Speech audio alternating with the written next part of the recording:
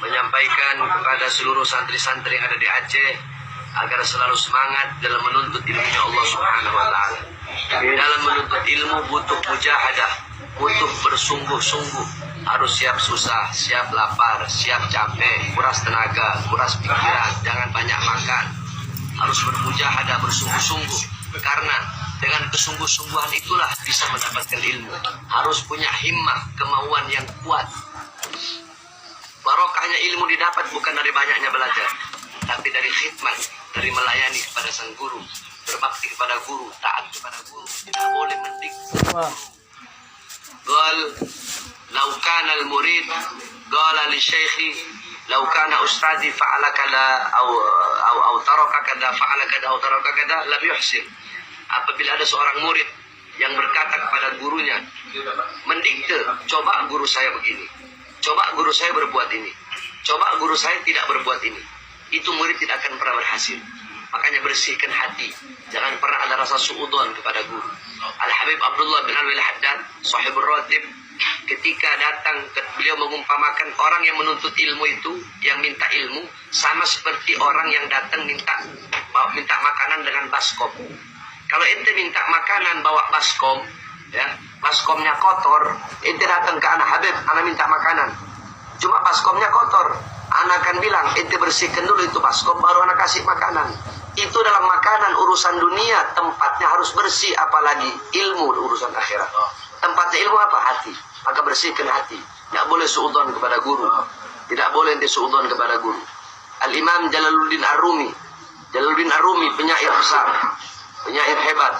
Satu waktu gurunya bilang kepada dia begini, wahai Jalaluddin Ar-Rumi, kamu mau tahu seperti apa sifat gurumu? Apa kamu pengen tahu seperti apa sifat murid-muridmu? Kamu pergi beli khamr, pakai baju kebesaranmu, pakai jubahmu, pakai imamah, kamu pergi beli khamr.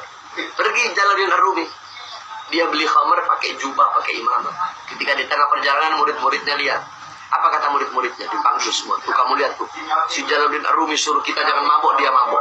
Suruh jangan deketin khamir, dia minum khamir. Akhirnya apa? Jalaluddin Ar-Rumi digebukin sendiri oleh murid-muridnya. Ketika digebukin sama murid-muridnya, baru datang gurunya. Syuh, ente lihat ya Jalaluddin Ar-Rumi. Murid ente cuma lihat tohirnya ente, mereka masih punya prasangka buruk kepada ente. Mereka kira yang ente bawa adalah khamr. Ketika dituangkan ternyata air putih, bukan khamr. Jadi bersihkan hati. Tidak boleh ada rasa suudzon kepada guru. Para ulama-ulama terdahulu sebelum mereka menuntut ilmu, mereka keluar dari rumah, doanya apa? Doanya bukan ya Allah saya minta ilmu manfaat, bukan.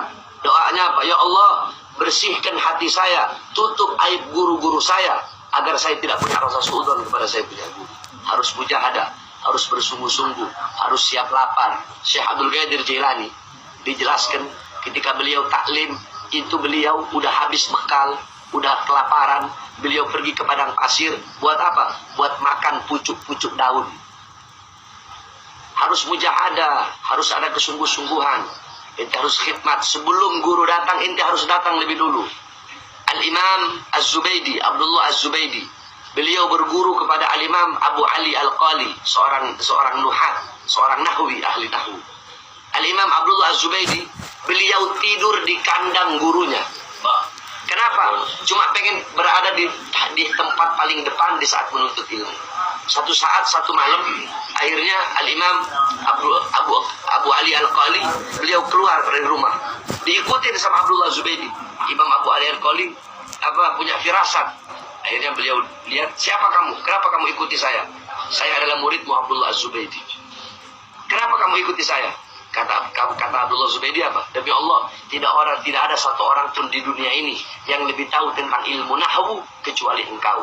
Maka aku datang tidur di kandangmu agar aku berada di barisan paling depan untuk mendengarkan ilmu nahwu. Al-Imam Abu Hatim, ya, bukan. Al-Imam Ibn Jandal Al-Qurtubi, bukan Abu Janda ya. Al-Imam Ibn Jandal Al-Qurtubi, beliau belajar kepada Al-Imam Ibn Mujahid. Itu Al-Imam Ibn Jandal Al-Qurtubi, beliau masuk lewat lorong. Masuk lorong, begitu keluar lorong, pas di depan rumah gurunya. Saking pengen cepet-cepet berada di hadapan guru. Dia tahu kulit-kulitnya semua sobek, kena kena besi-besi yang ada di lorong tersebut. Saking apa? Saking pengen berada di barisan paling depan untuk menuntut ilmunya Allah Subhanahu wa taala.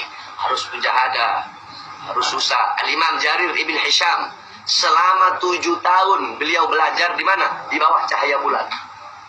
Karena nggak punya uang, nggak punya lentera. 7 tahun belajar di bawah cahaya bulan, diterangi dengan bulan. Al-Imam Syafi'i, orang susah, ibunya nggak punya duit buat beli kertas. Ente tahu pakai apa? Pakai tulang.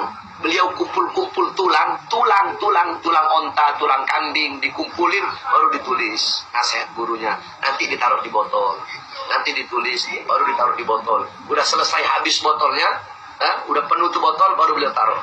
Sampai-sampai beliau kalau tidur di rumahnya, tidurnya begini. Kenapa? Penuh dengan kitab-kitab semua rumahnya kecil. Jadi harus mujahadah, harus bersungguh-sungguh. Ilmu itu nggak bisa didapatkan dengan santai.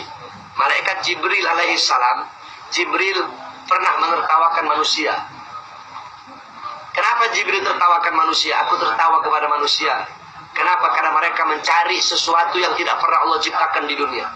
Apa itu? Ar-roha, santai, ketenangan. Tidak pernah ada ketenangan di dunia. Ketenangan itu adanya di akhirat. Makanya ente kalau mau jadi santri, nggak ada tenang-tenang, santai-santai. Terus jadi santri harus tidak boleh cukup dengan beberapa ilmu dan beberapa guru saja. Al-Imam Malik, beliau keliling dunia untuk apa? Untuk mencari ilmu.